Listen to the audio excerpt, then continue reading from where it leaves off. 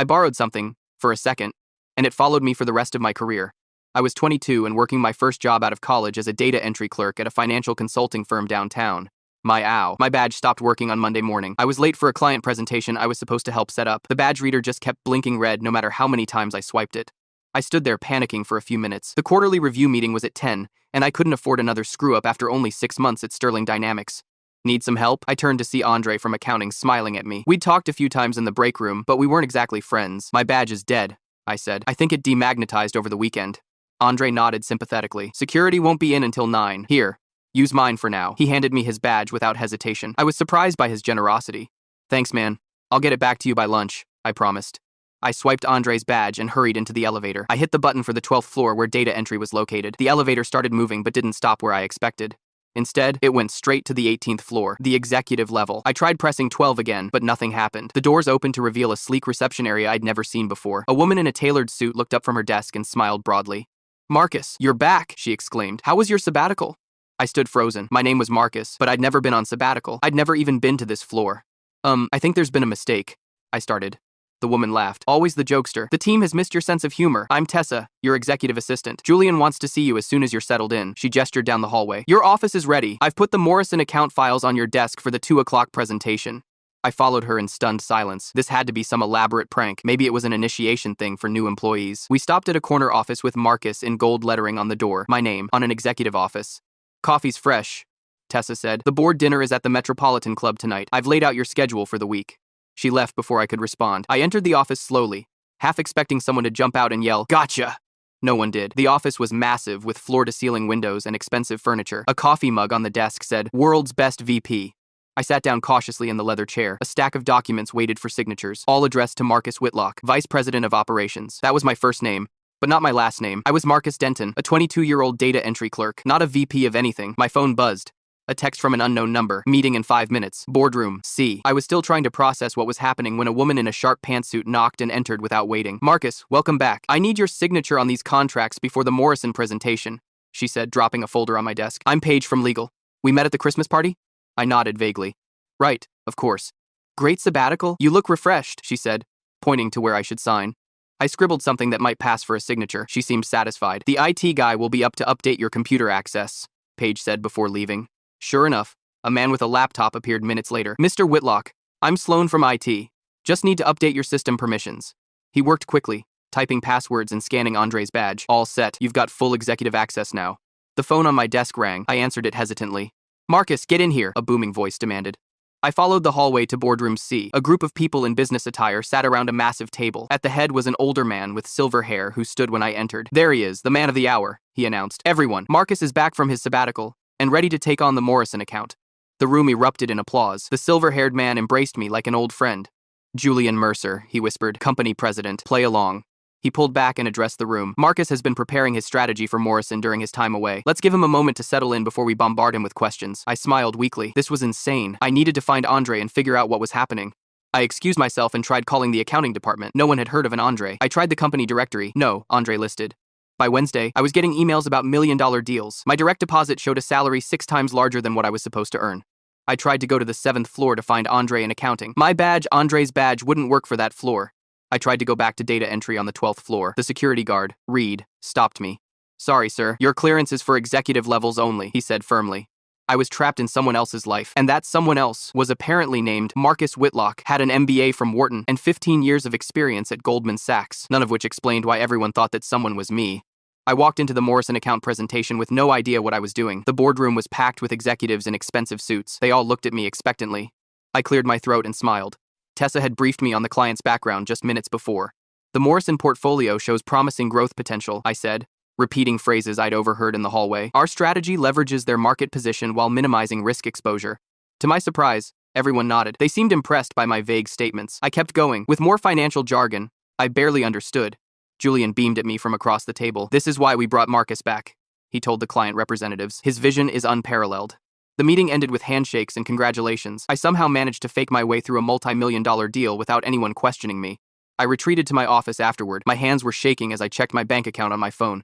My jaw dropped. There was a direct deposit for nearly $40,000 labeled Sterling Dynamics, monthly salary. That was 6 times what I made in data entry. I sat back in my leather chair, Stunned. This was real money, life-changing money. I tried searching the company directory again for Andre. There was still no record of him anywhere in the system. I called accounting directly. Hi, I'm looking for Andre. He works in your department. There's no Andre in accounting, the woman said firmly. We have 23 employees, and none are named Andre. I thanked her and hung up. This was getting weird. I decided to go down to data entry to talk to my coworkers. The elevator wouldn't take me to the 12th floor. I tried pressing the button multiple times, but nothing happened.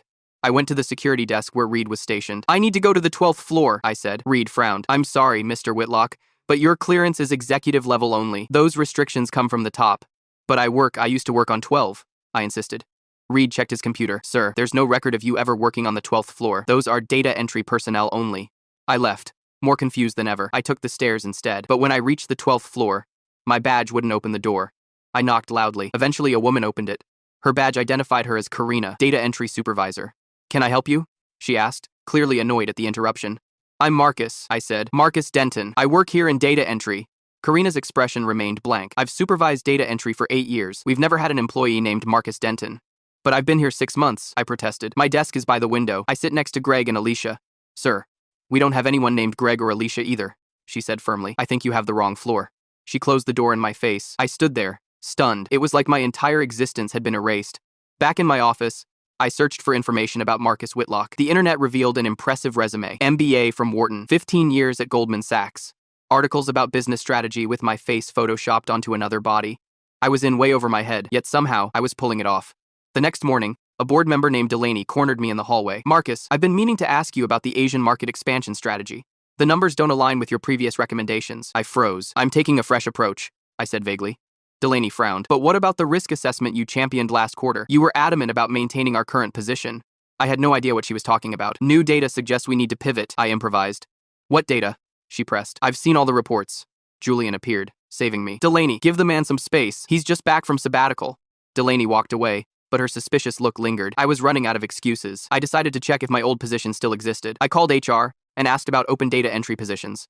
I'm sorry, Mr. Whitlock, but we eliminated the entire data entry department last month, the HR rep said. Everything's been automated. The 12th floor is being renovated for expansion of the legal team. My stomach dropped. No wonder Karina didn't recognize me. My job literally didn't exist anymore. Tessa knocked on my door later that afternoon. You asked about company records, she said, placing a flash drive on my desk. This contains the confidential files you requested, executive identities and security clearances. I hadn't asked for any files. Thank you, I said cautiously.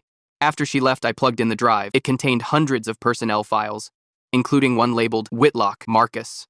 I opened it and found detailed information about the real Marcus Whitlock. Photos of him at company events, medical records, family history. He looked exactly like me. Same height, same build, same face. It was uncanny. At the bottom of the file was a video file labeled 12th Floor Surveillance. I clicked it. The footage showed my old workspace on the data entry floor, empty desks, construction materials, and a single computer still running in the corner. I zoomed in on the screen. It was displaying my personnel file with a big red stamp across it. Transfer complete. The door to my office opened. Tessa stood there with a strange expression. Mr. Whitlock, there's someone here to see you. He says his name is Andre. My heart raced. Finally, some answers. Send him in, I said. I found Andre's personnel file in the executive database that night. My hands shook as I opened it, desperate for answers. What I discovered changed everything. Andre wasn't Andre at all. His real name was Parker Whitlock, the actual VP whose identity I'd somehow assumed. The file contained detailed notes about his transition to accounting roles 6 months ago, exactly when I started at Sterling Dynamics. I scrolled through more files, my heart racing. There were 5 other executives who had undergone similar transitions in the past year. Each one had been replaced by someone from a lower-level position. A document titled Project Replacement outlined the entire process. Sterling Dynamics wasn't just a financial consulting firm. They were conducting identity replacement experiments using some kind of neural pattern technology. I closed the files and sat back in my chair. This was insane. I was being watched through the office security cameras. I realized they knew I'd discovered the truth. My phone rang. The caller ID showed Xavier Blackwood, CEO. Marcus, said a deep voice when I answered. I believe it's time we had a conversation about your unique situation. I agreed to meet him in his office immediately. The elevator took me to the top floor, a place I'd never been before. His office was twice the size of mine, with views of the entire city. Xavier was tall and imposing, with silver temples and calculating eyes. He didn't waste time with pleasantries. You've discovered our program, he said. I'm actually impressed it took you only 10 days. The others took weeks. I sat across from him, trying to appear calm. What exactly is happening here? Xavier smiled. Sterling Dynamics has developed technology that allows us to transfer one person's professional identity to another. We've been testing it for years. Why me? I asked. You weren't randomly selected, Xavier explained. Parker chose you specifically. He observed your adaptability, your quick thinking. He believed you would thrive in his position. I thought about Andre Parker and how he'd conveniently been there when my badge malfunctioned. He planned the whole thing. The badge switch wasn't an accident, Xavier nodded. Parker engineered that encounter. He wanted out of the VP role, but needed a suitable replacement. The reality of the situation hit me hard. You erased my entire existence. My job, my records, everything. We didn't erase you, Xavier corrected. We transferred you. Your neural patterns were gradually aligned with Parker's professional knowledge while maintaining your core personality. A knock at the door interrupted us. Nolan from HR entered with a thick folder.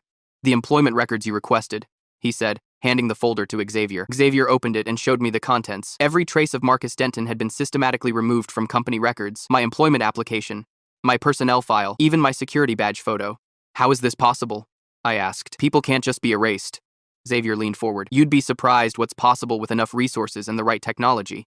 As we spoke, I felt a strange sensation. Memories that weren't mine began surfacing in my mind. I suddenly knew details about the Morrison account that I couldn't possibly have known. I remembered meetings I'd never attended. Parker's memories, Xavier said, noticing my confusion. They'll continue integrating with yours over time. Eventually, you'll have both skill sets. I stood up, needing air. This is illegal. It's identity theft on a massive scale. Xavier remained calm. Is it theft if both parties ultimately benefit? Your salary increased sixfold. Parker got the quiet life he wanted in accounting. Where is he now? I demanded. Parker resigned yesterday, Xavier said. His work was done once the transfer was complete. I left Xavier's office with more questions than answers. I went straight to my apartment, needing time to process everything. When I arrived, my key didn't work in the lock. I knocked, and a young woman I'd never seen before answered the door. Can I help you? She asked cautiously. This is my apartment, I said. She looked confused. I've lived here for 3 months. The previous tenant moved out in December. I apologized and backed away. Even my home wasn't mine anymore. I checked my wallet and found a different address on my driver's license. An address I'd never seen before. I took a taxi to the new address. It was in an upscale neighborhood I could never have afforded on my data entry salary. The doorman greeted me by name. Evening, Mr. Whitlock. Shall I have your dry cleaning sent up? I nodded numbly and took the elevator to the penthouse. My fingerprint unlocked the door. Inside was a luxurious apartment with floor-to-ceiling windows and modern furniture. On the coffee table was a handwritten note. Marcus, welcome to your new life. I chose you because you deserved better. Don't waste this opportunity. Parker. I sat on the expensive couch and stared at the note. My old life had been completely erased. My new life came with wealth, power, and a 6-figure salary. But it also came with Parker's memories, which were becoming clearer by the hour. I suddenly remembered the Morrison account strategy I'd presented earlier that week. I remembered Julian's daughter's name and that she was allergic to shellfish. I pulled out my phone and called the number for Andre in my contacts. It went straight to voicemail. You've reached Parker, said the outgoing message. I'm unavailable indefinitely. Don't try to find me. I hung up and looked around at my new apartment. This was my reality now. I had been completely and thoroughly replaced. My phone buzzed with a text from Xavier. Board meeting tomorrow at 9. We'll discuss your future with the company. The choice to stay is yours, but remember, you can never go back to who you were. Thanks for watching. We note of you common and say created in an X5. I walked to the window and looked out at the city lights. Somewhere out there, 5 other executives were actually lower-level employees living lives that weren't originally theirs. And Parker was out there too, watching to see what I would do with the life he no longer wanted. I tracked Parker to a facility in the basement of Sterling Dynamics. The security guard didn't even question me when I swiped my executive badge. I guess being a VP had its perks. The basement looked nothing like the polished upper floors. It was all concrete and fluorescent lighting with unmarked doors. I followed the signs to Neural Research and found him there. Parker was sitting at a computer terminal, still wearing his Andre disguise. He didn't seem surprised to see me. You figured it out faster than I expected, he said. Most people take at least 2 weeks. I was furious. You stole my life. Parker laughed. I gave you a better one. Your salary went from $40,000 to nearly $250,000 overnight. You should be thanking me. You didn't ask for my consent, I said. You just erased me and took over. He stood up and gestured around the lab. This technology is revolutionary. We needed test subjects who could adapt quickly. I watched you for months before selecting you. Why me? I demanded. You have remarkable adaptability, Parker explained. You adjusted to new systems faster than anyone in data entry. You solved problems creatively. You were wasted in that position. I paced the room, trying to process everything. So you just decided to play God with my life? I gave you an opportunity most people would kill for, he said. And I got what I wanted. Freedom from the pressure of executive life. The door opened behind us. Xavier walked in with 2 security guards. I see you've found our research facility, Xavier said calmly. I'm impressed by your resourcefulness, Marcus. I faced him directly. This has to stop. You can't just swap people's identities without their knowledge. Xavier nodded thoughtfully. Perhaps you're right. The board is meeting tomorrow to discuss the future of the program. What happens to me? I asked. That's entirely your decision, Xavier said. You can continue as Marcus Whitlock with full compensation and benefits. Your performance has been exemplary. I laughed bitterly. And if I refuse? We can't exactly undo what's been done, Xavier admitted. The neural patterns have already integrated, but we can offer compensation for the inconvenience. Parker stepped forward. I chose you because you deserved better than data entry. Don't throw this away out of principle. I thought about my new life, the penthouse apartment, the 6-figure salary, the respect I received in meetings. I want guarantees, I said finally. No one else gets transferred without explicit consent, and everyone who's already been transferred gets full disclosure and the option to be compensated. Xavier considered this for a moment. Those terms are acceptable. We've learned what we needed from the covert phase of the program. And Parker? I asked. I'm leaving the company, Parker said. My work here is done. The next morning, I attended the board meeting as promised. The directors sat around a massive table, including Delaney, who still watched me suspiciously. Xavier presented the findings of Project Replacement. The board members seemed impressed by the technology but concerned about the ethics and legal implications. We vote to continue the program with Marcus's proposed modifications, Xavier announced. All transfers will require informed consent moving forward. The vote was unanimous. I had won that much at least. Over the next week, I contacted the 5 other employees who had been transferred. Most were actually happy with their new positions once they understood what had happened.